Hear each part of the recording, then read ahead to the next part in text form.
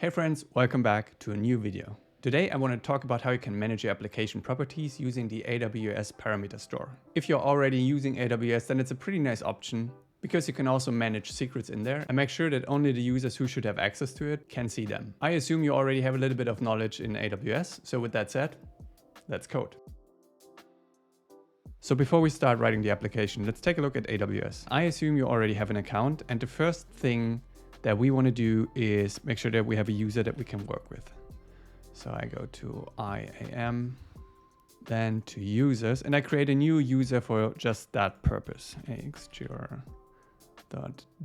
So this user only needs access to the parameter store and it needs to be able to resolve properties by their path.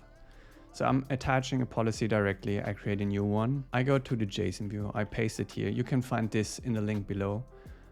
So this will make sure that we can invoke the get parameters by path on any resource. So we have to give it a name, param store access. Let's do it like this.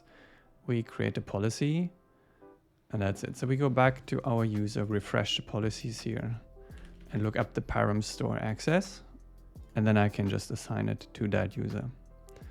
So you can see this is the user. It has that policy attached. So that means that user can do this. And we're using this user in our application. So let's create an access key. I pick other. I don't give it a description because I know what it is for. And we have to copy the access key. And let's quickly go to the IDE. Secrets, properties. Gonna do this. I paste in the access key. And I also need the secret key. Let's go back. So we're gonna use them in a second.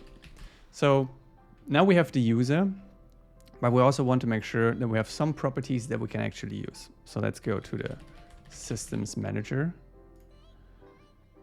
And then there is the parameter store here. So just click on it and make sure that you know which region you're in. I'm using Frankfurt here because the param store is assigned to a region. So now I can say create a parameter and we have to specify path here. So I'm gonna go with config spring secret. That's the name. So I'm using a secure string here and we just use a provided KMS key ID. And so this is the actual value down here. So let's create the parameter. Now let's see how we can actually use that. Back in the IDE, there are a couple of dependencies that I want to quickly highlight. So we are using Spring Boot 3.1.3. I'm using Spring Cloud. This is needed for refreshing properties because what we're going to do is we use the properties from the parameter store, but we also want to refresh certain beans whenever these properties change. The most important dependency is probably the Spring Cloud AWS dependency. I'm bringing in the bill of materials here. And then we use the Spring Cloud AWS startup parameter store. That's a mouthful. And now we can configure it. So I created the secret properties. Let's move them in the correct directory. Continue. So we have secrets property here and we have to use the correct property names here. So that's Spring Cloud AWS credentials access key. This is this one. And this is the secret key. These are our credentials. Spring Cloud AWS is looking in specific locations for these credentials. So they can be instance provided if you're already running on AWS. They can be environment variables and the likes. So I'm just overriding things. So we use these credentials that I've just created for that tutorial. Let's go back to our application properties. And here we can Spring config, where is it? Import. And then we make them optional. If you already are using AWS and use the CLI, chances are you're having different profiles on your machine already, so you can use them as well. So I make them optional. But we need also another import, which is Spring config import. And that can just be one. So this is an array.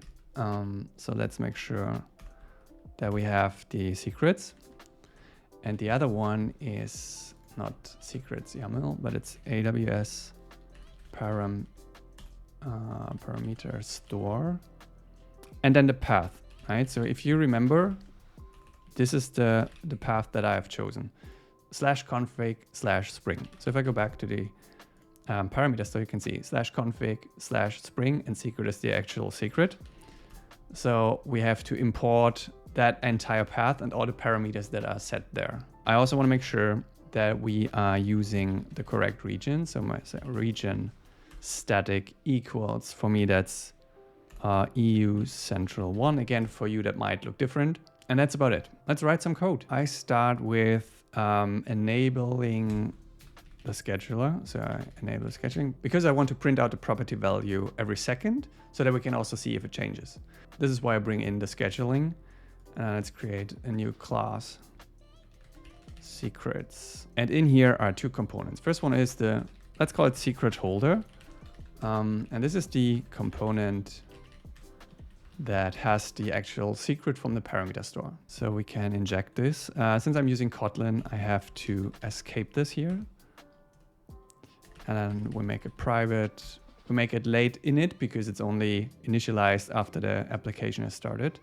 Secret. And then let's have a function that's just exposing the secret. And we need to import the value. And then let's add another component that's scheduled. So we do class secret reader. It has access to the holder. And then we schedule with a fixed delay of 1 second. Fun print equals print line holder secret. And this is also a component. So let's quickly check if that works. So we're starting the application here. We should see one of our values. And you can see it here already. So it says swordfish. If you recall, that's just exactly the value. Let's just double check it. So I can go to the parameter here again, show, and it says swordfish. And that's really all there is to it. It's really simple to get this up and running. So you can see it reads the property, it populates it here, and we can use that. And now comes the interesting part. What we want to do is refresh the property. So for this to work, I have to change a few things. So this has to be a configuration, and it needs the refresh scope, which is why I brought in some of the cloud dependencies earlier. So let's save that. And then we just need to update our configuration. So I add two more properties, this one. First of all, I specified a strategy that the parameter store should be using. So I say refresh. There are two strategies. First one is refreshing individual beans, like the one we have right now, or refreshing the entire application context. And for the SDK, in order to figure out whether a parameter has changed, it has to poll the parameter store every now and then. And we specify this period to be 15 seconds so that we can at least see something here. I'm saving this and I'm just now restarting the application. So let's see if that works. Again, it has the old value in here, which says swordfish.